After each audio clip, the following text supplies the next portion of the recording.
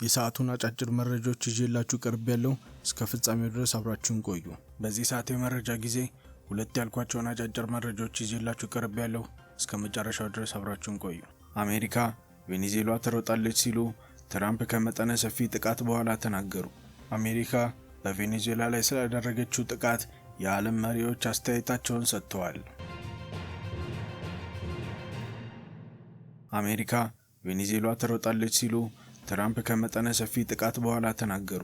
በዋና ከተማዋ ካራካስ ላይ ጥቃት ከደረሰ በኋላ የዩናይትድ ስቴትስ ፕሬዝዳንት የቬኔዙዌላ ሕዝብ እንክብካቤ እንዲደረግለት እናረጋግጣለንም ብለዋል። የአሜሪካው ፕሬዝዳንት ዶናልድ ትራምፕ ቅዳሜ እንደተናገሩት ዋሽንግተን የደቡብ አሜሪካ ሀገሪቱን ፕሬዝዳንት ኒኮላስ ማዱሮን መያዟን ተከትሎ በጊዜያዊ ጊዜ ውስጥ የቬኔዙዌላን መንግስት እንደምትቆጣጠር ተናግራለች። ትራምፕ በአሜሪካው ፍሎሪዳ ግዛት ለጋዜጣዊ መግለጫ እንደተናገሩት የመከላከያው ሚኒስትር ፒት ሄግሴት እና የውጭ ጉዳይ ሚኒስቴር ማርኮ ሩቢዮ ጨምሮ ከፍተኛ ካቢኔ ባለስልጣናት ጎን ለጎን ደህንነቱ እየተጠበቀና ትክክለኛና ፍትሃዊ ሽግግር እስከምናደርግ ድረስ ሀገሪቱን እናስተዳድራለን ብለዋል። አሜሪካ ለቬኔዙዌላ ታላላቅ ህዝቦች ሰላም፣ ነጻነትና ፍትህ ትፈልጋለችም ሲሉ አክለዋል። ቀደም ሲል ትራምፕ ቅዳሜ ዕለት ዋሽንግተን በቬኔዙዌላ ላይ መጠነ ሰፊ አድማ እንዳረገችና ማዱሮና ባለቤታቸው ሲያ ከሀገሪቱ ተይዘው እየበረሩ መሆናቸውን አስታውቀዋል። ትላንት ማታና ዛሬ ማለዳ በእኔ መመሪያ የዩናይትድ ስቴትስ ጦር ኃይሎች በቬኔዙዌላ ዋና ከተማ ካራካስ ያልተገደበ ወታደራዊ ዘመቻ አካሂደዋል። ትራምፕ ለጋዜጠኞች እንደተናገሩት እጅግ በጣም ብዙ የአሜሪካ ወታደር ኃይል አየር፣ መሬትና ባህር አስደናቂ ጥቃት ለመፈጸም ጥቅም ላይ ውሏልና ከሁለተኛው የዓለም ጦርነት ወዲህ ሰዎች ያላዩት ጥቃት ነበረም ብሏል። ትራምፕ ማዱሮና ባለቤታቸው በተሳካ ኦፕሬሽን ወቅት ተይዘዋልና በአሜሪካ ፍትህ ስርዓት ክስ እንደሚቀርብባቸውም ተናግረዋል።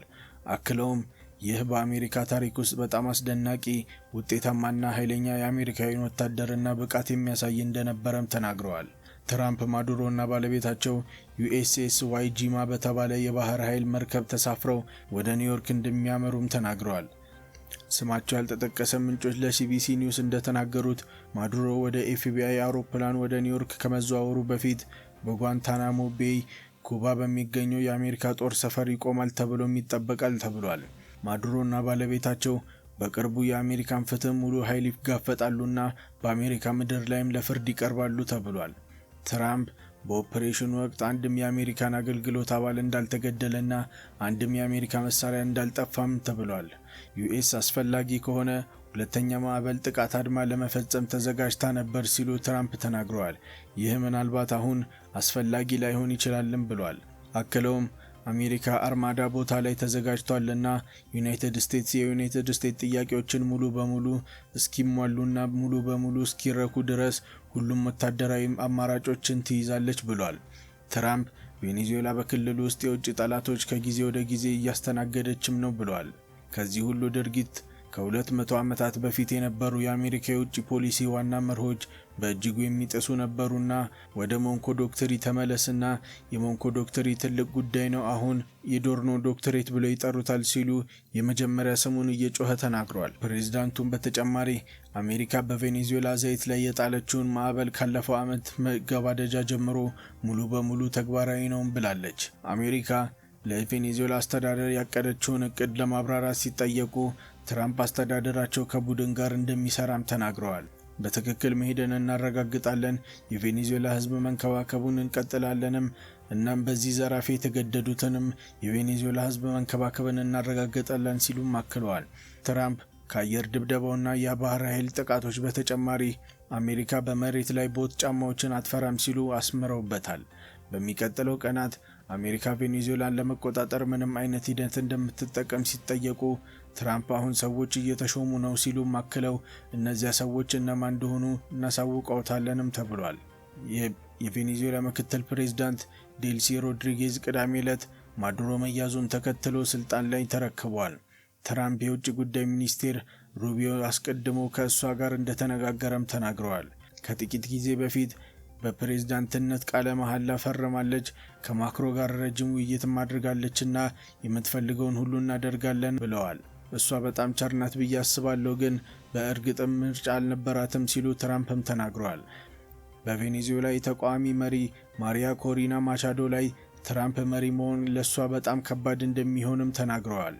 በሀገሪቱ ውስጥ ድጋፍ ወይም አክብሮት የላትም፣ በጣም ቆንጆ ሴት ነች ግን ክብር የላትም ብለዋል። የጋራ ሰራተኞች አዛዦች ሊቀመንበር ጄኔራል ዳን ራዚን ኬይን ኦፕሬሽን ፍጹም ውሳኔ የሚል ስም የሰጠውን ወታደራዊ እርምጃ ላይ ዝርዝር መረጃውንም ሰጥቷል። ኬይን አስተዋይ፣ ትክክለኛና የወራት እቅድና ልምምድ ፍጹም እውነትን ለመናገር የዩናይትድ ስቴትስ ጦር ብቻ ሊያካሄድ የሚችለው ኦፕሬሽን ነውም ሲሉ ተናግረዋል። በአጠቃላይ ከ150 በላይ አውሮፕላኖች፣ ቦምብ አውሮፕላኖች፣ ተዋጊዎች፣ ኢንተለጀንስ፣ ስለላ፣ ክትትልና ሮታሪ ክንፎችን ጨምሮ አየር ላይ እንደነበሩም ተናግረዋል። ትላንት ማታ ከምሽቱ 10:46 ላይ በምስራቅ አቆጣጠር ፕሬዝዳንቱ የዩናይትድ ስቴትስ ጦር ይህንን ተልዕኮ እንዲቀጥል አዘዙ።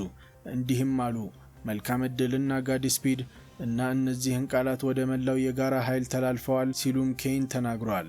በርካታ የአሜሪካ ዲሞክራቲክ አውጪዎች ቅዳሜ ዕለት የትራምፕ አስተዳደር በቬኔዙዌላ ላይ ያደረሰውን ወታደራዊ ጥቃት ሕገወጥ በማለትም አውግዘዋል። ሩቢዮ ከኦፕሬሽኑ በኋላ ወዲያውኑ የኮንግረስ አባልን እንደደወሉ ተናግረዋል። በመሰረቱ ይህ በአሜሪካ ፍትህ የሸሹ ሁለት የተከሰሱ ሰዎች መታሰር ነበር። ተልእኮውን አደጋ ላይ ስለሚጥል አስቀድመው ሊያሳውቁ የሚችሉ ተልእኮች አይደለም ብለዋል። አሜሪካ በቬኔዙዌላ ላይ ስላደረገችው ጥቃት የዓለም መሪዎች አስተያየታቸውን ሰጥተዋል።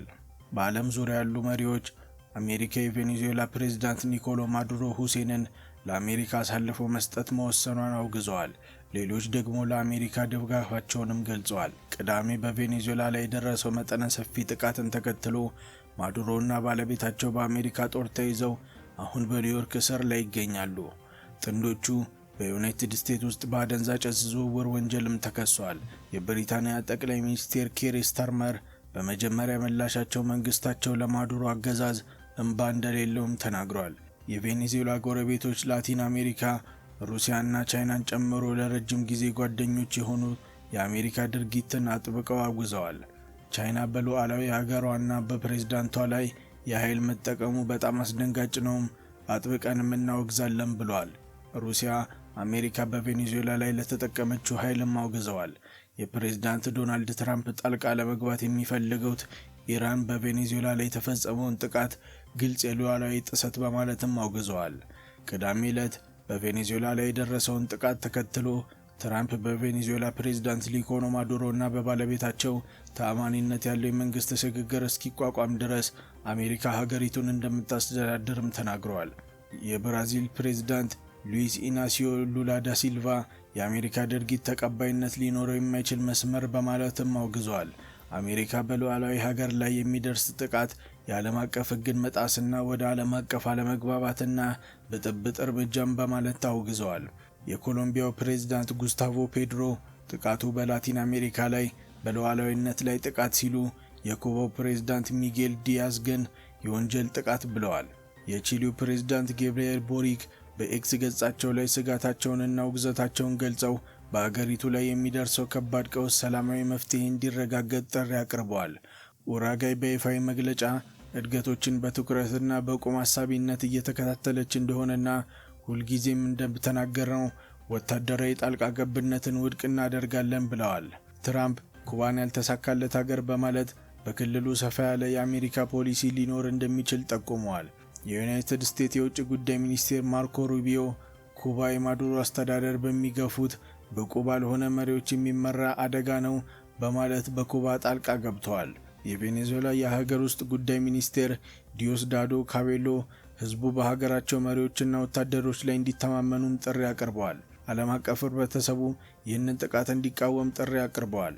በዶናልድ ትራምፕ ምርጥ ፕሬዝዳንት ተብለው የተወሰዱት የአርጀንቲናው ፕሬዝዳንት ጃቪየር ሚሊ አሜሪካ በቬኔዙዌላ ላይ ለደረሰው ጥቃት ድጋፋቸውን በማህበራዊ ገጻቸው ነጻነት ወደፊት እየገሰገሰ ነው፣ ረጅም ዕድሜ ለነጻነት ሲሉም ጽፈዋል። ይህ እንዲህ እንዳለ የብሪታንያ ጠቅላይ ሚኒስትር ኬር ስታርመር የአሜሪካ ጥቃት የዓለም አቀፍ ሕግን ይጥሳል ብሎ መጠቆምም አልፈለጉም። ከጥቃቱ በኋላ ከቢቢሲ ጋር ባደረገው ቃለ ምልልስ ኬር ስታርመር የአሜሪካ ጥቃት አላወገዘም። ብሪታንያ በጥቃቱ ጣልቃ እንደማትገባና ከጥቃቱ በኋላ ከፕሬዝዳንት ዶናልድ ትራምፕ ጋር እንዳልተነጋገረች ገልጻለች። ሙሉ ማብራሪያ ለማግኘት መረጃው እየተሰበሰበም ነው ብሏል። ነገር ግን ኬር ስታርመር ትላንት በኤክስ ገጽ ላይ ማዱሮ እንደ ህገወጥ ፕሬዝዳንት እንቆጥረዋለንና አገዛዙን የመገልበጥ ፍላጎት የለንም ብለዋል። የቬኔዙዌላን ህዝብ ፍላጎት የሚያንጸባርቅ ህጋዊ መንግስትና ደህንነቱ የተጠበቀ ሰላማዊ ሽግግር ስለሚፈልግ የዩናይትድ ኪንግደም መንግስት በሚቀጥለው ቀናት ከዩናይትድ ስቴትስ ጋር ውይይት ያደርጋል ሲልም አክሏል። የአውሮፓ ህብረት ከፍተኛ ዲፕሎማት ካጃ ካላስ የማዱሮ አቋም ህጋዊነት እንደሌለው፣ ሰላማዊ የስልጣን ሽግግር ሊኖር ይገባልና የዓለም አቀፍ ህጎች መርሆች መከበር አለባቸው ሲሉ በድጋሚ ተናግረዋል። የፈረንሳዩ ፕሬዝዳንት ኢማኑኤል ማክሮን በሰጡት መግለጫ የስልጣን ሽግግር የቬኔዙዌላን ህዝብ ሰላማዊ ዲሞክራሲያዊ ፍላጎት ማክበር አለበትም ብለዋል። እንደ አውሮፓውያኑ አቆጣጠር በ2024 ለፕሬዝዳንትነት የሚወዳደሩ ጎንዛሌዝ ሽግግሩ የበለጠ ደህንነቱ የተጠበቀ እንዲሆን ተስፋ እንዳደረጉም ተናግሯል። የጀርመን ቻንስለር ፍሬድሪክ ሜርትዝ የአሜሪካ ኦፕሬሽን ህጋዊነቱ ስብስብና ዓለም አቀፍ ህግ በአጠቃላይ መተግበር አለበትም ብለዋል። አክለውም በኢትዮጵያ የፖለቲካ አለመረጋጋት ሊፈቀድ አይገባምም ብለዋል። የተባበሩት መንግስታት ዋና ጸሐፊ አንቶኒዮ ጉተሬዝ በአሜሪካ ጥቃት በጣም ያሳስበኛል ብለዋል።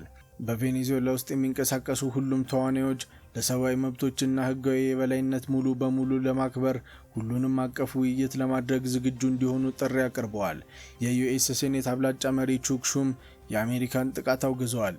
ግልጽ ለማድረግ ማዱሮ ህገወጥ አምባገነን ነው፣ ነገር ግን ከኮንግረስ ፈቃድ ውጪ ወታደራዊ እርምጃ መውሰድ በሚመጣው ነገር ላይ ቸልተኝነት ነው ማለት ነው ብለዋል።